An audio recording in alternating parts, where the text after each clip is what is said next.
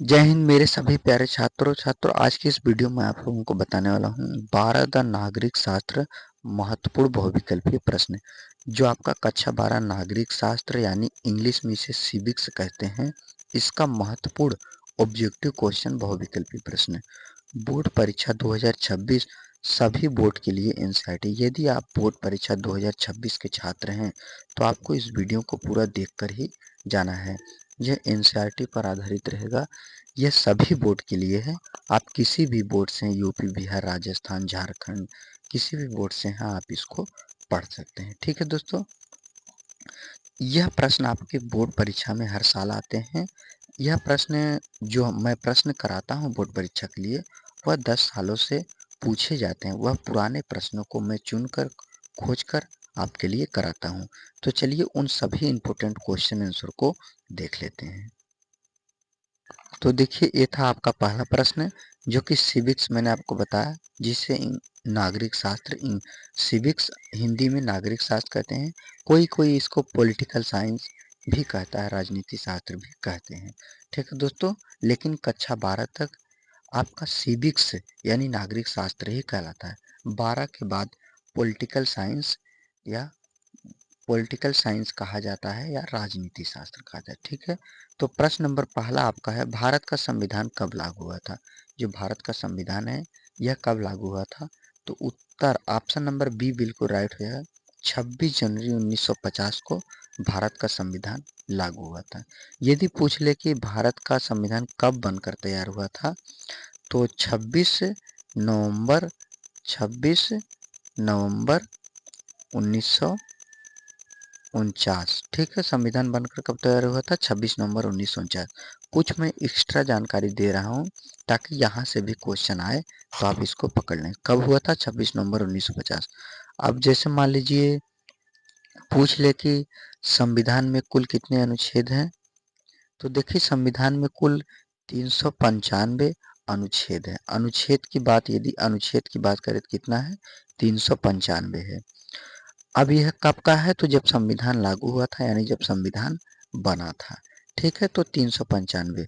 अब कितना है? तो 465 प्लस, लगभग 465 से ज़्यादा है क्या? अनुच्छेद। ठीक है, अब आता है अनुसूचियाँ। क्या आता है? अनुसूचियाँ भी इसी में आता है। अनुसूचियाँ, अब जैसे अनुसूचियाँ आ जाए तो संविधान में कुल कितनी अनुसूचियाँ हैं? तो संविधान में टोटल 8 अनुसूचियां हैं। लेकिन इस समय वर्तमान की बात की जाए तो अनुसूचियां 8 से बढ़कर 12 हो चुकी हैं। तो मूल संविधान में यानी जब बना था तो कितना था? 8 अनुसूची। अब कितना हो गया? 12 अनुसूची। अब संविधान में भाग होते हैं, भाग मतलब चैप्टर। कुल कितने भाग हैं? तो संविधान में कुल 22 भाग हैं। यह मूल संविधान में कितना है? मूल संविधान में 22 भाग है, नहीं जब संविधान बना था। वर्तमान में अब कितना भाग हुआ है? तो टोटल 25 भाग हो गया, यानी 3 भाग संविधान में बढ़ चुका है। तो ये था संविधान से रिलेटेड बेसिक जानकारी। चलिए अब चलते क्वेश्चन नंबर अगले की तरफ। देखिए क्वेश्चन नंबर अगला आपका है, क्वेश्चन नंबर 2, लोकसभा के सदस्य कितने वर्षों के लिए चुने जाते हैं? जो लोकसभा के सदस्य होते हैं वह कितने वर्ष के लिए चुने जाते हैं? तो उत्तर ऑप्शन नंबर बी बिल्कुल राइट हो जाए, 5 वर्ष के लिए चुने जाते हैं। अब देखिए लोकसभा क्या होता है? जैसे केंद्र में, जैसे पूछ ले कि केंद्र क्या होता है आपका? केंद्र, केंद्र में 2 सदन होते हैं। 2 सदन, केंद्र में 2 सदन होते हैं। कौन सा? लोकसभा और राज्यसभा। केंद्र में 2 सदन होते हैं, लोकसभा, राज्यसभा। ठीक है, और इसका चुनाव मतलब यह कितने वर्षों के लिए चुने जाते हैं? यह कितने वर्ष के लिए बनते हैं? तो यह 5 वर्ष के लिए चुने जाते हैं। क्वेश्चन नंबर अगला है, क्वेश्चन नंबर 3, भारत में आपातकालीन, आपातकाल कितनी बार लगाया गया? जो आपका भारत है, इंडिया, यहाँ पर आपातकाल कितनी बार लगाया गया? तो ऑप्शन नंबर सी बिल्कुल राइट हो जाएगा, 3 बार लगाया गया है। ठीक है, एक आपातकाल आपके क्वेश्चन पूछा जाता है कि आपातकाल की घोषणा जो है श्रीमती इंदिरा गांधी ने, कौन? इंदिरा गांधी, इंदिरा गांधी कब लगाई थी? तो 25 जून 1975 को।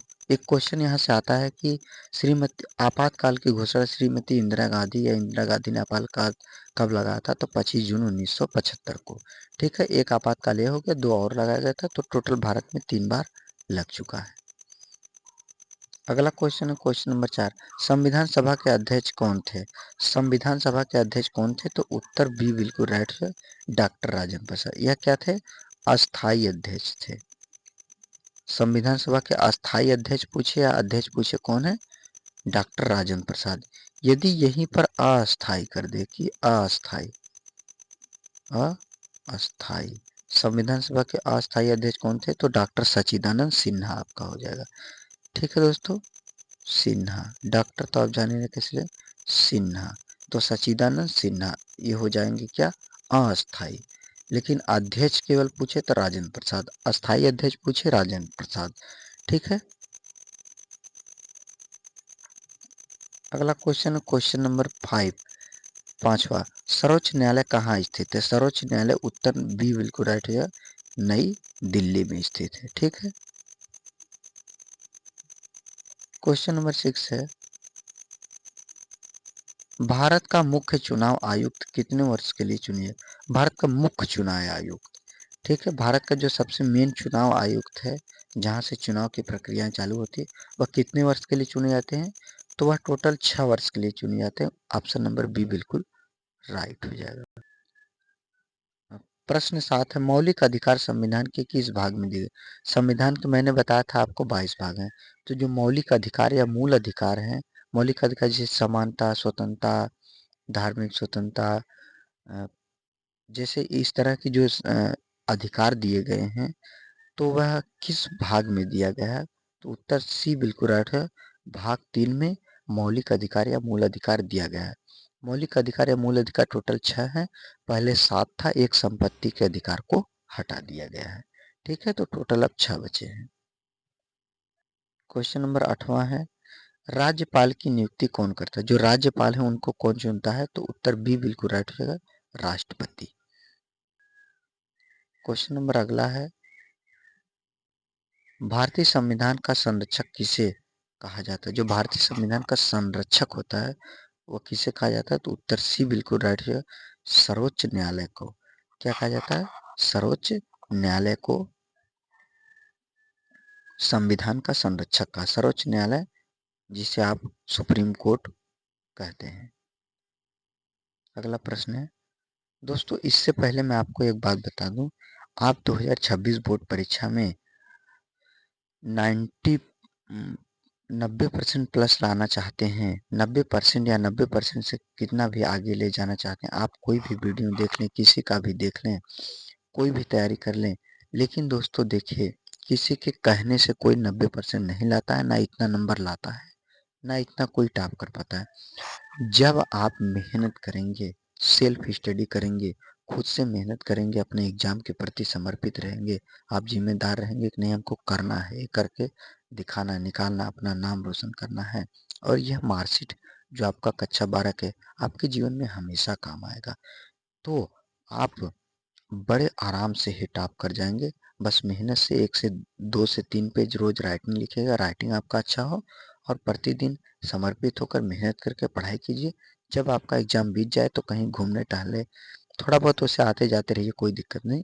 तब आप अपना समय बर्बाद कीजिए, थोड़ा आराम कर लीजिए, मैं नहीं बोलूँगा, लेकिन जब तक परीक्षा प्लीज मन लगाकर ध्यान से पढ़ाई कीजिए।